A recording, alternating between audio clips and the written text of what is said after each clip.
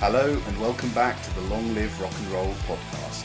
After years of redefining shock rock and presenting himself as one of rock's most theatrical performers, Alice Cooper returned in 1989 with Trash, a bold, polished reinvention that took him to the top of the charts. Packed with memorable hooks, significant collaborations, and an accessible radio-friendly sound, Trash marked a significant move for Cooper, embracing a glam metal sound that resonated with a new generation of fans. Joining me to discuss this album is my co-host, Mr. Felipe Amarim. How you doing, bro? Doing great, and you, man? Good, yeah, very good, thank you. All good here. How are things in London? Well, busy as usual. Yeah, same old weather. Yeah, exactly. A bit windy, a bit rainy. Excellent. Cool. Well, as usual, let's get straight into the album. I'll kick off with a few little album details, and then you can tell us why you chose this album and the stories behind it. So as we said, the album is Trash by Alice Cooper, that was released July 25th, 1989, recorded between May and June of the same year. Now, the studios it was recorded in were all over New York. There's about 10 different studios, so I'm not going to list them all. For studios, I've gone with studios in New York. The genre, well, the main one associated with it is glam metal, but I'm sure we can actually discuss this further. It's just over 40 minutes in length and was released by Epic label, and the producer was Desmond Child. So let's get started. Quick little terms and conditions before. If you're listening to us on Apple or Spotify, make sure you scroll down and give us a nice review so that we get seen by more people in the chart. And if you're watching us on YouTube, please hit like and subscribe to stay up to date for more content. So Felipe, why did you choose this album? Well, I think we had to talk about Alice Cooper at some point, right? Yes, one of we the had biggest. to get Yeah, we had to talk about him. But I think my choice would be something he did in the 70s. Really, like I think School's Out's a great album. We could be talking about that one today instead. Oh, and we will one day. We'll get there. We will exactly. But I thought we should start from like his biggest commercial success, which strangely happened after 10 albums, something like that. I think this is his 11th album. Yeah.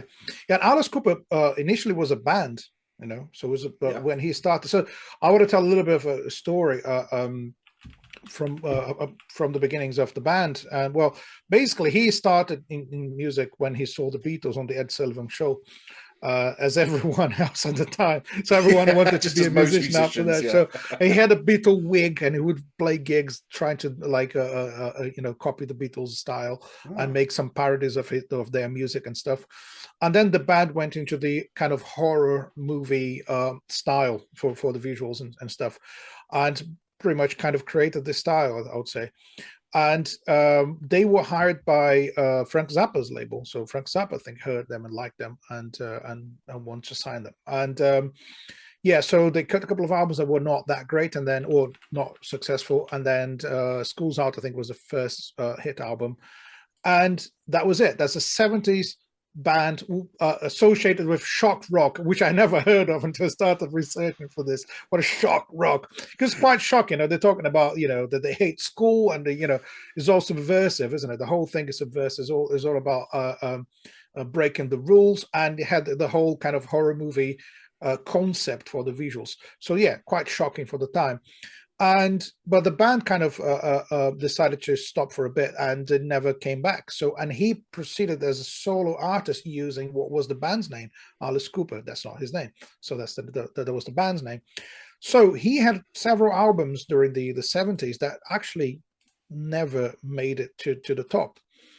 And I think what is really interesting about this album is, imagine you're like 41 years old and you come up with your best album after over a decade doing music and having had success in the 70s. That's very unusual. I think also the fact that he never stopped. It's kind of, there's some comebacks which are like people stopped recording for 10 years and they come back and everyone's talking about them again. But he was still recording. He never stopped up to this day. He was he stopped touring for about 3 years or something in the early 80s. But he was still trying to make his way back to the top.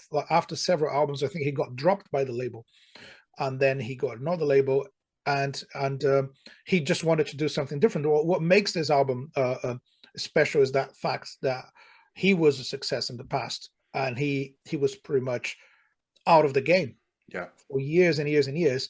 But he knew how to well, maybe he didn't know how to get back to the top, but he found his way using some of the biggest names in the industry. I think that was the clever move he made. Should I just get in touch with the best names in the business? So yeah, let's start talking about the album, how it came about. Basically, he was listening to Motley Crue and Def Leppard and all those bands on MTV, and he thought, wait a minute, because of MTV, all those bands now have been forced to do what I did for ages, which is to create a visual identity. Mm-hmm. So no one cared about that much in the 70s. I mean, we talked about Deep Purple last week. It's like, it's not about the looks. It's not like it's just a band on stage performing. Yeah. And he cared about that. And he noticed with MTV, the videos became bigger than the singles. So you actually need to do something that's visually shocking or remarkable in a way. And he knew how to do that better than anyone else in the business. So I think he knew that there was still a place for him. Can I pause you a second just to explain what shock rock is? Yeah. So shock rock, just for those who don't know, the general idea is it's a combination of rock music and heavy metal. But the emphasis is on the theatrics of it, isn't it? And how you look and how you come across. And all you got to do is look at the background photo on Felipe's screen now, and you see what it's about. It's about eyeliner, looking quite, I mean, Alice Cooper in particular looked very gothic, very heavy metal, snakes, the leather gloves, pyrotechnics. I mean, you just have to look at Alice Cooper's live shows. He had things like guillotines on his shows, didn't he? Where he would sort of fake chop like their heads off. Everywhere, yeah, exactly. Balloons and whatever. So that's the idea. You take elements of rock music, probably, in my opinion, the improvisational side of it, the solos, the bluesy aspects. You take it, you mold it with a bit of heavy metal. Again, in my opinion, the guitar tone, the lyrical themes. That's the music, and then on top of that, you put a shocking look to it. You make it very dramatic. So that, for anyone who doesn't know, that's what shock rock. But Felipe, please continue. That was a good input from you, because I couldn't really describe what that is. I would say it's like it's the theatrical element of it, which is in some ways bigger than his music, right? Because I've heard a lot about him before I first listened to any of his songs. You know, you see pictures, you see documentaries and all sorts of stuff about Alice Cooper. Maybe you never heard one of his songs. No? I'd go as far as saying he's probably a household name that people can't name more than 3 songs. Yeah.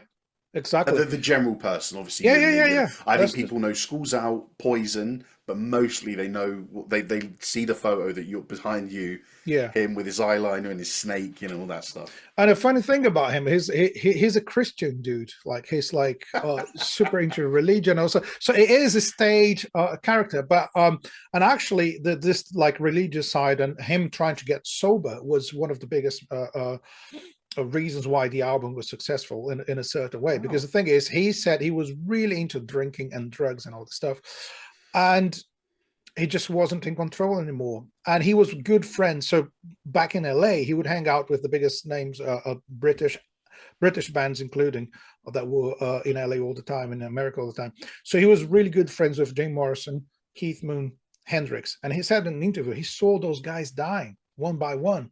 And it was like, wait a minute, I don't want to be one of them. Yeah. I don't want to be the next one to die. So he reconnected with his religious roots and stuff. And he decided to quit drinking altogether. I think he never had a drink again since he decided to quit in the, I think, late 70s. Wow. And that helped him to really focus on the music. But he was really scared of performing live. That was the difficult thing for him, because like he was always drunk, so it's easy to go on stage and be that like scary character. Yeah. And you know, it's almost like like a serial killer kind of a character that he brings to the stage, and he was scared of doing that with being sober. He was like, apparently after 3 years without playing live on the early 80s. He went to do his first performance, and he was like running around the dressing room like crazy because he didn't know what to do. He didn't know how to prepare mentally for something whilst he was sober. Yeah. But I think being sober really helped him to come with an album that actually changed his music and his style, you know. And so going back to how he started to put the personnel together for the album, he started with the producer. He wanted Desmond Child, who produced Aerosmith and I think Bon Jovi as well and all those Yeah, bands. he did Slippery When Wet and Permanent Vacation. Yeah. Just for listeners and viewers, every episode we do that's about an album, we have a dedicated playlist that's down in the description and or show notes. You click on that Spotify link and you can listen along. When we mention a song, you can go and listen to it and you can see what we're talking about and which parts along with the episode. And now here's the interesting thing. He said when he met him, he said, "I love what you're doing with these bands. I needed to do that for me. Only it needs to be darker and sexier." So Okay, that is the right. twist, right? Because he couldn't simply turn into the new Bon Jovi. Well, Doesn't have the voice for that. Doesn't have the looks for that. He's too old at the time for that kind of stuff. And you can't just say, I'm going to be like full on glam rock now and just like impress the young girls and stuff like that. It's not going to work. He couldn't be the new Bon Jovi.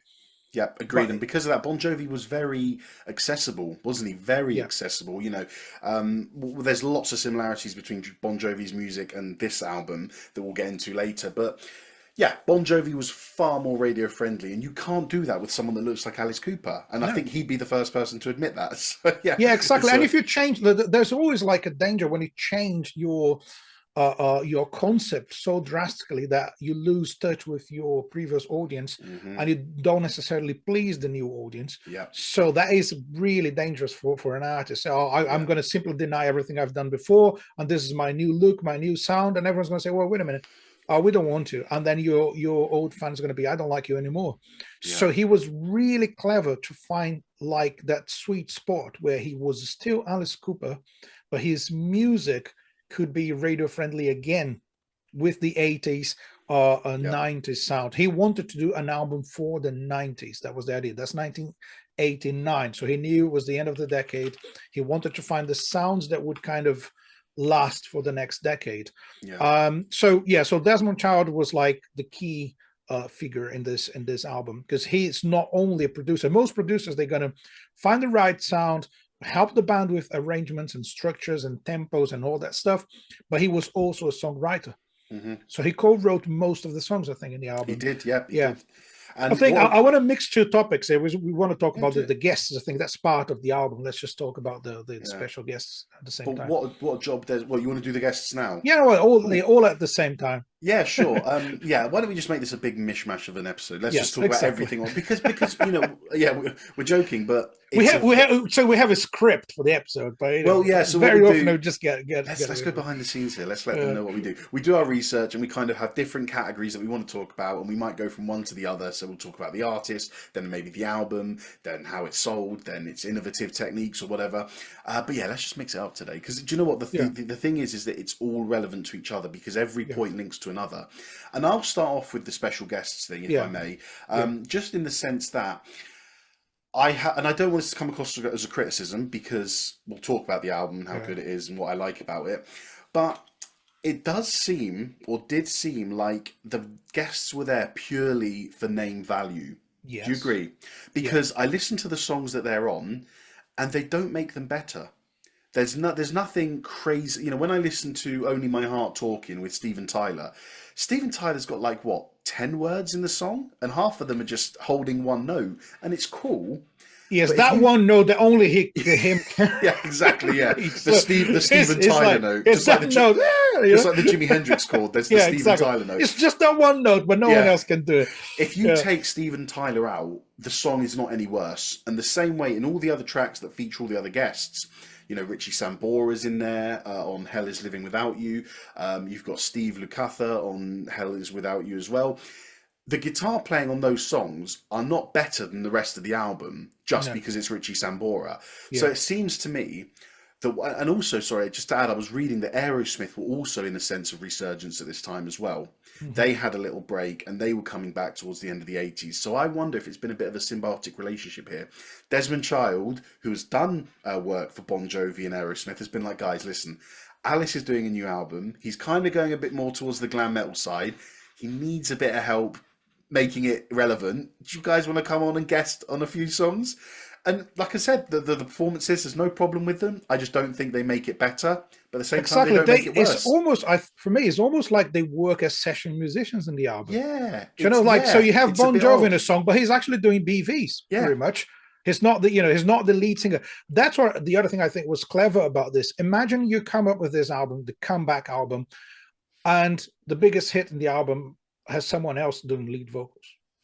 So I think he was really, really clever, really careful with this sort of stuff. Like, he wanted those big names there, but they never took the spotlight away from him at any point in the album. It's like they and I got the think it's memo, good to isn't have it? them. Like, they do contribute, but as I said to you, they contribute as much as any band member would contribute, as much as the bassist or the drummer in the album. It's not like they're not guests as people do in modern music, you know, when you need to have a big name releasing a single with you, and it's going to be like half of the song sung by each of you, but he's not doing that. And I think it's very much Alice's album. 100%. It is his album, and I think those guys are there so he could say, look, you know, all these really big names in rock music now, they're all my fans, they respect me, so there's a reason why they're here. And I think he wanted that like that seal of approval from people who were at the time bigger than him. Well, also they're in the same genre, really, and they're in the same genre that Alice was going towards. Maybe not, because this album's kind of a bit glam metal-y, and I don't think Bon Jovi are that much. Well, I don't know. Anyway, that's debatable. But yeah, I just found it funny. You've basically got the whole of Aerosmith on the album. You got Steven Tyler and Joe Perry on "Only My Heart Talking." You've got Joey Kramer who playing drums on "Trash," and you've got Tom Hamilton playing bass on "Trash." So you got half of Aerosmith have joined it, and like we said, it's just like that symbiotic relationship of trying to help each other out. Aerosmith, like I said, apparently they were building their own resurgence towards the end of the '80s. So I wonder if, you know, it's like a little let's swap fans. Aerosmith fans, come and check out Alice Cooper because we're going to be on them. Alice Cooper fans, go and check out Aerosmith because they're going to be on my album. Yeah, exactly. I think there's a lot of that for sure. And one thing I find interesting about Bon Jovi is he wanted Bon Jovi to sing something that didn't sound like him. Okay. So the song is trash, isn't it? The song is singing. And let me find the exact words he said about it, because I find quite interesting. Where is it? It's funny because it doesn't actually sound like Bon Jovi. He does a good job of mixing his vocals to sound. Change the tone a bit. No, exactly. So the thing is, I can't find the. Okay. He said, I wanted him to sing on something that he wasn't allowed to sing on his own album. So because of the lyrics, because they're much darker, like that kind of stuff, Bon Jovi would never sing a song like Trash in his own album. So that is the rock and roll side of it. That's why I respect this album, because he was like, okay, here's Bon Jovi, that pretty face that everyone knows, singing love songs. I'm going to get him to sing this one, which is like not the kind of Bon Jovi you would expect, but he can do a good job anyway. That's the point. So like, and he's kind of like taking the rock and roll that is inside those guys and just put it out there. Like, I was just going to say, I wonder if it made Bon Jovi happy that he's like, actually, I get to sing a song about like gothic stuff. Like, why not? You know? Yeah, exactly. So I think they all loved doing that. And Steven Tyler did an amazing job, although it's like a backing vocalist. Really, you can recognize his voice, you recognize the sound of his voice in there. But again, none of the guests were bigger than Alice Cooper himself. That is like. Do you not think? No, in the album. Oh, sorry. They were not big. They didn't grab all the attention to themselves. So I think there's no better way to use guests. I'll be honest. We talked about like Paul McCartney playing guitar in the last Rolling Stones album, or playing bass, isn't it? Which is like, it's just a bassist in a song. You know, don't necessarily have to make the guy the super special guest. You know? And like I said, I think. When you have the guests have to play their part as well. Yeah, and I think people like Richie Sambora and Steve Lukather did as well, because they didn't do crazy solos that mimic what they would do on their other material. They played in keeping with the album, and I think that's important, and it's sort of a well done to the guests that they managed to not make it about themselves. I think the biggest role of the guests in general is songwriting. because that's where the real partnership is. That's what really made the album special, is the quality of the songs. So he wanted them to help him to write hits for the 90s, for the late 80s, 90s. So those guys knew how to write it, but Alice Cooper had his own touch, his own way of singing, which is much darker, much heavier than all of those guys. Well, let's talk about the songwriting then, because I found it really interesting. Essentially, what you've got is what I defined shock rock as earlier. You have big elements of rock, kind of bluesy solos, the occasional bluesy riff, easygoing chords, mixed with heavy metal, or let's call it glam metal at the time, guitar tones, very polished production, everything crisp and sounding really sort of nice. Backing vocals galore, isn't it? It's just everywhere. I thought it was really good. I really enjoyed the songwriting. Memorable riffs that balanced the heaviness of the tone. I mean, what's that song? Spark in the Dark, the main riff. So that kind of reminded me of Crazy Train. Just as a kind of riff, to get the song going, really keep it. But yeah, every song, Felipe, or let's say every song, most songs had the catchiest choruses I've heard in glam metal. And I don't mind glam metal. It's far from my favourite metal genre. No, exactly. I knew when I picked this album, I knew it wouldn't be your cup of tea. Well, not even mine, to be fair. Well, glam metal has its moments, and there are some great songs. But for the whole, I don't really like Motley Crue. Guns N' Roses is a bit hit and miss for me. Those kind of bands I'm not really into. This album kind of had enough of rock, had enough of the rocky side, the darker lyrics, the gothic approach to it, mixed with the sound of glam metal to make it really, really accessible. I enjoyed it. I think the guitar work throughout the whole album, all the guitarists in the album, everything in the album is just great. Because if there's a song that you particularly don't like for any reason, you will still enjoy the guitar solo. That is the one thing. The solos are not long. The solos are all well written and executed. Can I read you my points for Hell is Living Without You? Another power ballad that seems very middle of the road compared to Only My Heart Talking. However, the chorus and the guitar solo save it and earn its place on the album. So I didn't think much of Hell is Living Without You. But then when that solo came in, I was like, okay, this is like, I don't want to not hear this solo again, so you can stay, Exactly. I mean, it's in a way very typical like 80s kind of guitar sounds and solos, but so well played. Now, the choice of notes and the tones and the length of the solos, everything's just perfect. Because again, you can't shine more than the singer. It's not about the guitar, still about this persona who is the lead singer and songwriter. Like there's a great guitar solo in This Maniac Is in Love With You, which is it's two guitars overdubbed, like really cool two melodies, then never clash in a way and sound really, really good together. Although the keyboard sound is like as 80s as it gets, so sometimes the keyboard sound and the excessive reverb on the drums, it's what makes the album sound like a bit too 80s for my taste, I would say. But it's a matter of taste. I think that sound of the 80s has never been used again.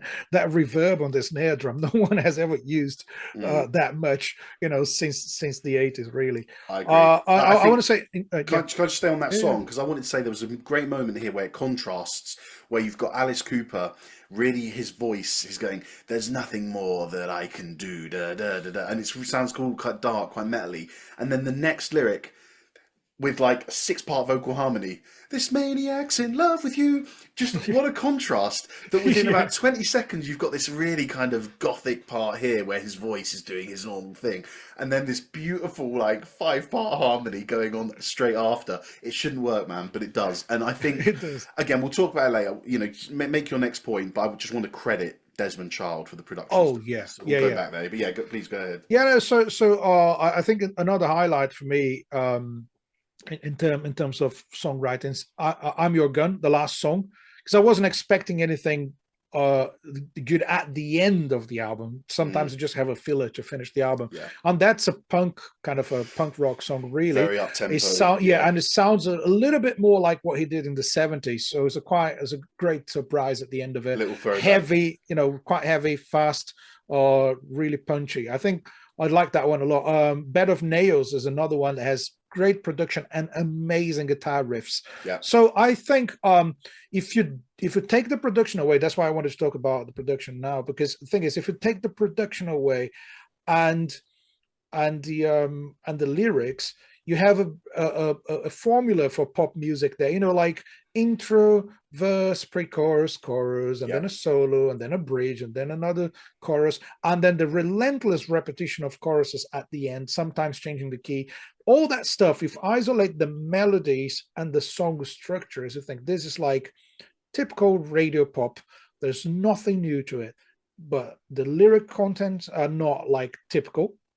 It might, some of them might sound a bit silly, I don't know, but it's not typical, it's not predictable, and the production makes it sound like rock music instead of like just radio friendly pop. What do you think? Yeah, no, I completely agree. I mean, you mentioned Better Nails. Now, for me, I've put very metal intro and actually a very metal song, probably the heaviest on the album in terms of guitar tones. But there's dark chords in there. The lyrics are dark as well, but yet we get another really catchy chorus. So when we just venture off into the, he kind of like, he tests it. He tests the waters. He's like, okay, how metal can I make this? Okay, this is pretty metal, but I'm going to rein it in with a chorus that everyone's going to sing along with, which is really good.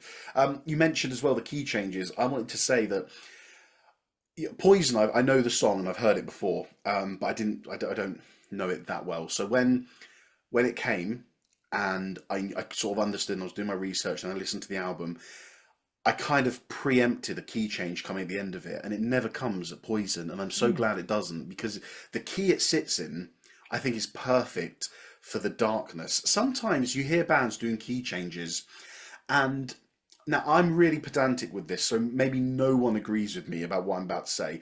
If I love a song, it's because I love the key it's in. I'm going to see one of my favourite bands on Saturday, and unfortunately, well, I say unfortunately, it's going to be amazing. They're playing one of my favourite albums in full, but the album was from 2005, and they play it a step down for the singer's voice. So I love the original album because they play it in a drop D tuning, but actually when I see it on Saturday, it's going to be a drop C tuning because they move the whole guitar down.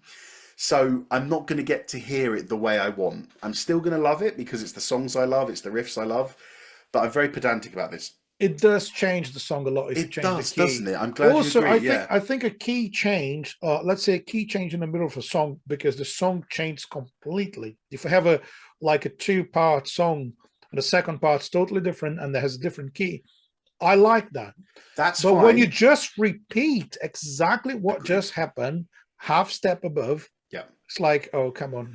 I completely agree. And I find that like that tool cheesy. Of production too cheesy and so predictable. And I agree with you. When you're talking about prog rock, prog metal, that classical music changes key all over the place. Yeah. But it's because you're moving into the next section. Yeah. Yeah. When you just go, well, I call it the Eurovision treatment, because there's always a key change at the end. Because I got a checklist when we do Eurovision with my family. We're sat there and like, oh, Bulgaria, they're gonna have a key change, yes or no? No, oh, they did. There you go. You know, but the interesting thing is that I hate them. I hate key changes at the end for the sake of it. So when Poison happened and there wasn't a key change, it sounds like a key change, but all that's happening is another vocal comes in and sings a harmony louder. So you think something's different about this chorus to the last chorus, and there is something different. But I'm sat there thinking, thank God they didn't change it. But then in Spark in the Dark, they do put a key change in, and it works.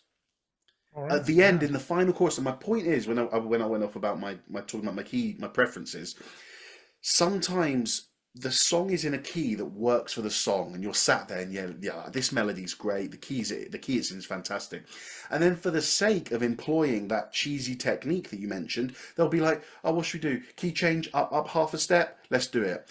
And sometimes the key it goes up to works less. And I think, why have you done that? Because it doesn't sound better. If you're going to employ a key change in that sense, make it triumphant, make it even bigger than what it was before. Spark in the Dark does that, I think. I think the key it moves up to for that final chorus works. And I'm just glad that he doesn't do it all the time. And in songs like Poison, for little pedantics like me, The key it starts and stays in works beautifully the whole way through, Yeah. and he doesn't need to change it. Spark in the Dark starts and stays in a brilliant key, and then the key it goes to works even better just to polish it off.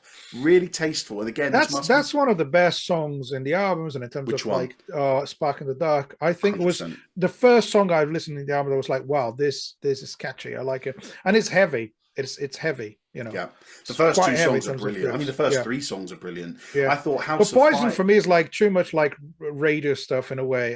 It was clearly designed to be a hit. Well, Are you Spark in the not? Dark, things go. No, I like Poison. It's a Yeah, good yeah. song, but it's I think it's also a Poison. brilliant song. Has the theme of drug addiction, which is it's you got to talk if you want to talk about that and you want to be on MTV. You got to disguise the subject somehow. Yeah. So it's about it's like him as is pretending to be addicted to a woman, but it's about drugs, which is very obvious in a way, but it was done in a clever way for sure.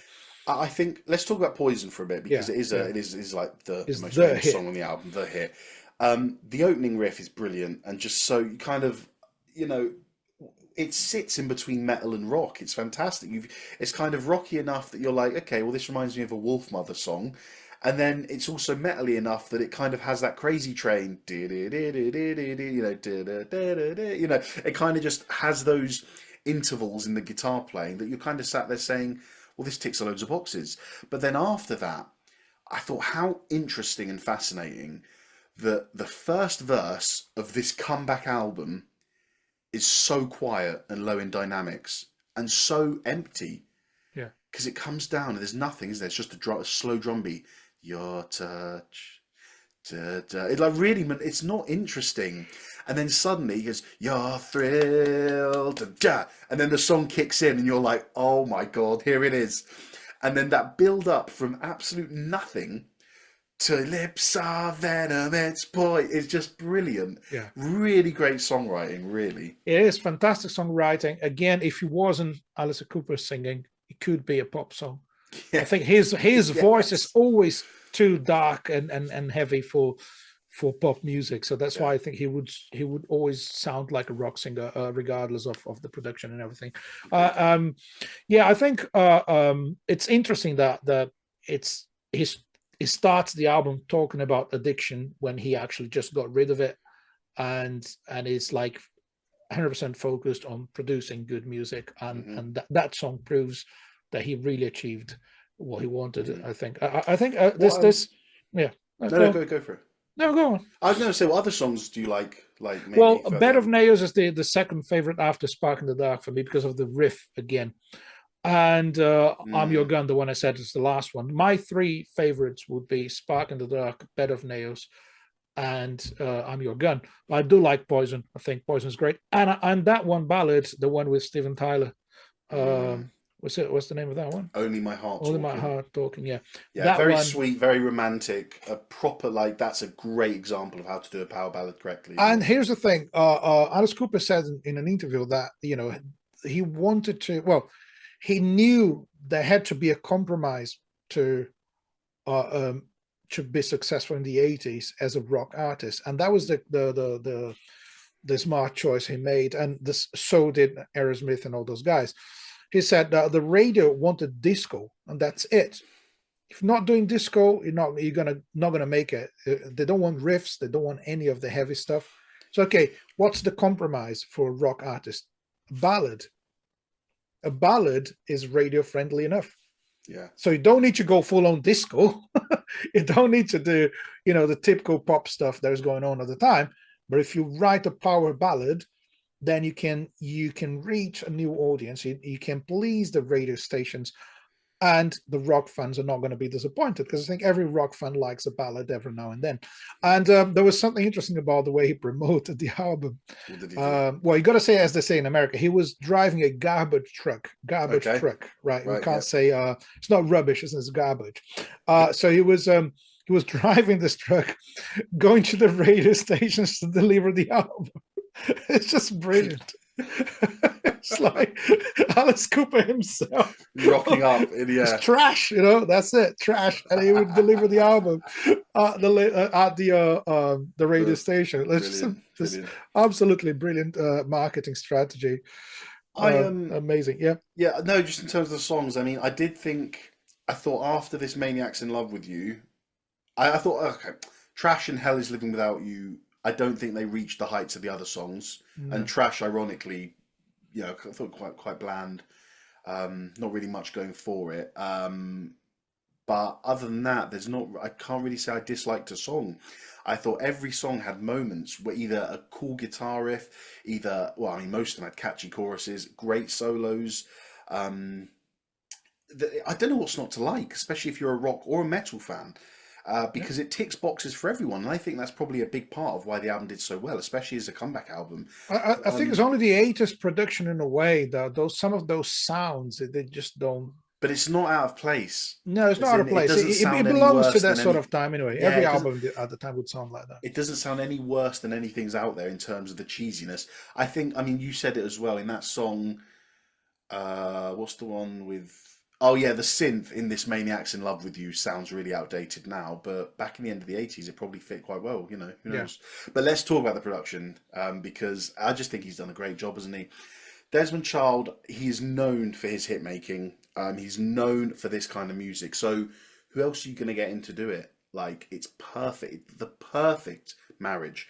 Slick production, polished, clean sound, emphasizing the hooks, the solos, anthemic choruses throughout, glossy guitar tones, driving rhythms. It just it just ticked every box.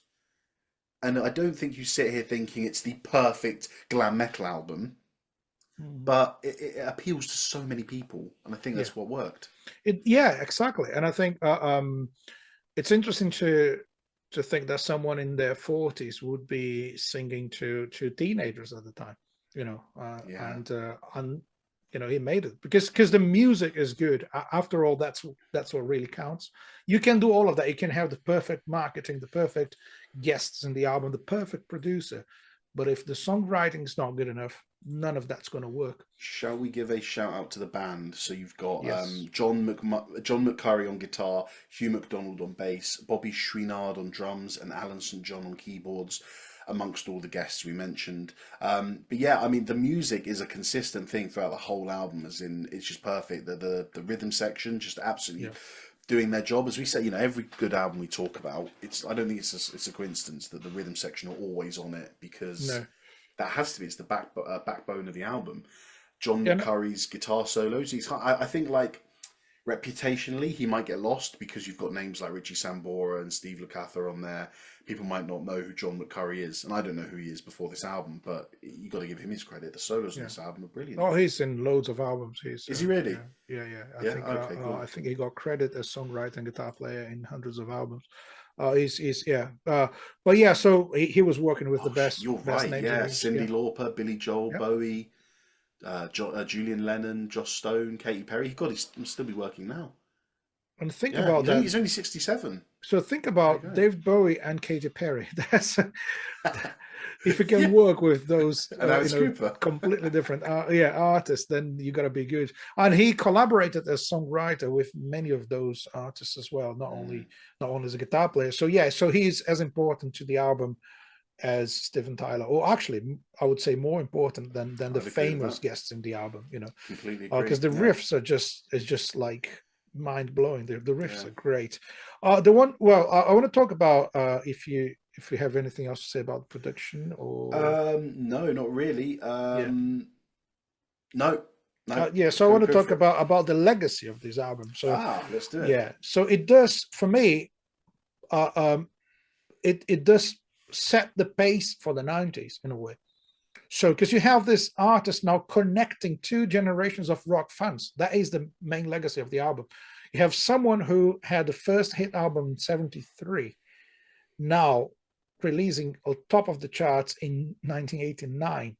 So Mm. it's incredible because the music, the rock music, has changed so much in that time, and he adapted to the new times and the new sound of rock and roll. But he is literally connecting the older rock fan generation to the young ones, also showing MTV how it's done. Because as I said, everyone is doing videos, but I can do them better. I can have like a more shocking look and all that stuff. And I want to mention that another really cool thing. It's his appearance in Wayne's World, 1992. We watched that movie, Wayne's We did World. when we were on tour. Yeah, I've only Yeah, watched it there's a once. scene where they go to his dressing room after the gig, and they're like, "We're not worth it. We're Oh not worth yeah, it." Yeah, that's to him, is it? That's to yeah, Alice that's Cooper. yeah. So that's him. Yeah, so Brilliant. he's in the movie with his band, and I love what they did in that scene because it shows the character, or not the character, but the person behind the character. So they walk in there, and they clearly think, there's going to be girls and drugs and all that stuff. Right. And he's just there with his band hanging out and invites them, and he starts talking about history and politics.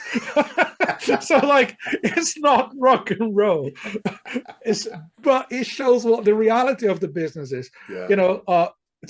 We might think that those guys are like high all the time or drinking all the time and just having fun. There's a lot of hard work to be done, and when you're not playing a gig, you just want to chill. Yeah. And Alice Cooper himself being like someone who doesn't drink anymore, who's a Christian. So what's the point? Like, there's no drugs, there's no girls, just a band hanging out and talking about history and politics.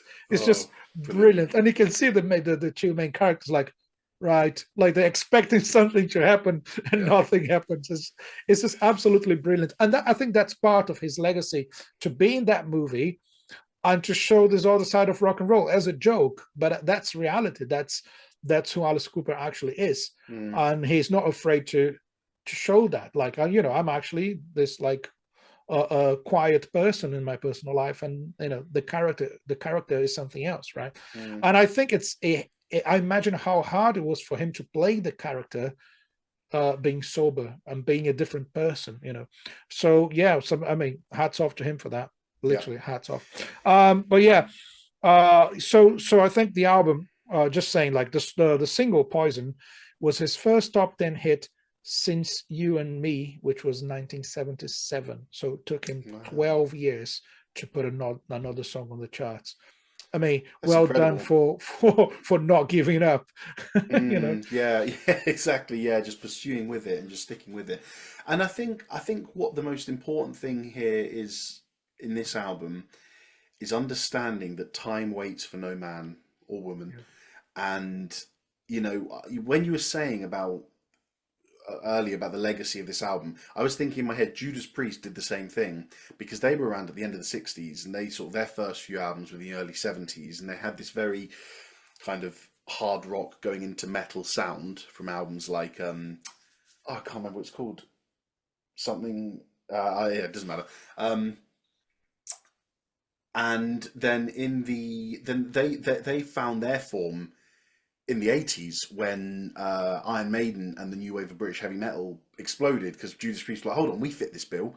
And they kind of tailored their sound a little bit to fit in with that punky new wave of British heavy metal sound, but they didn't lose what made them at the start. And arguably their biggest albums came after their resurgence. So it's just important to understand that they've adapted. And this is what you have to do in any business, in any walk of life. When it's almost natural, isn't it? When you think about going back to the animal world, kill or be killed.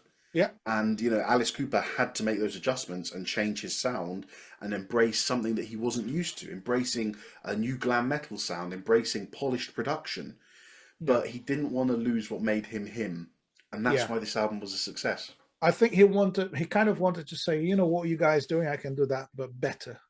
In a way, or different. I can do that, but I can still make it an Alice Cooper sounding album. Yeah, and I think, I mean, it's not easy to find that spot. When you find the perfect balance between the musician you used to be and the musician you want to be.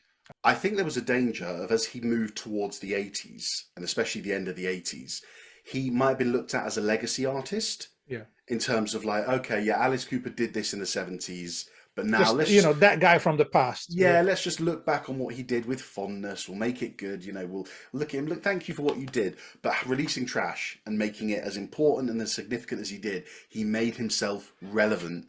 And his next couple of albums after that remained relevant. I mean, rock and metal took a whole other turn in the 90s. No, glam metal died the day that Nirvana released Nevermind. So, Yeah. you know, it didn't last long, but he did what he had to do, man. And he's still touring, like selling out shows all over the world. Crazy, isn't it? Massive production, Crazy. you know, fantastic band. He's definitely one of the greatest like live acts and in rock music. And yeah, it's amazing that he's still going, he still has the passion for it, and it's brilliant. Excellent. Cool. Anything else you want to say? Any other stories, or do you want to give us your monologue? No, I think I want to give my monologue to end the show. I'm starting to get used to this. You do a great job, man. I love all your monologues, honestly. All right, so here we go. Felipe's monologue. Rock and roll is about breaking the rules, but sometimes you need to follow the trend to survive. After a decade without a hit on the charts, Alice Cooper found himself rejected by the music industry and fading away as a mainstream personality. But he wasn't ready to call it a day just yet. He had the most powerful weapon in the business: connections. Cooper contacted some of the biggest names in the industry and hired the hitmaker, producer, songwriter Desmond Child to help him to create an album that would resonate through the 90s and bring him back from the dead into the spotlight again. Cooper knew that he had to be a compromise if he wanted to rise to the top one more time. He adapted his music and production to suit the needs of the new generation of rock fans, but he kept his essence intact, with just the right amount of darkness and subversion to cut through the predictable song structures and repetitive choruses. He had Bon Jovi and Steven Tyler singing with him, showing to the world that he was admired and respected by the biggest names of the decade. Poison was the first song written for the project, the first track on the album, and Cooper's first hit in a long time. The album has achieved its goal to put Alice Cooper back on top with style. His voice, his image, and his music have reached out to a younger audience and made him consolidate his success with several generations of rock fans. Legendary comeback for a legend of rock. Very good. I loved your first few sentences where you were like, you know, he needed to do something and he used his connections. And that's the thing. Maybe, I mean, I don't know if you can definitely attribute the success of this album to the fact that Steven Tyler and John Bon Jovi are on it, but it can't have hurt, can it? I think the songwriting element of the partnership definitely helped. Yeah. More than having their voices in the album. I think it's having their names in it and having Richard Sambora writing songs with him and all those guys collaborating. Because I think one thing is to listen to someone's music and say, I want to do something like that. The other thing is to have the person with you working on a new song. Yeah. So it's like, I want to do a song like you guys doing. Can you come and write it with me? Yeah, I think that's why the guests were crucial to the success of the album. Yeah, excellent.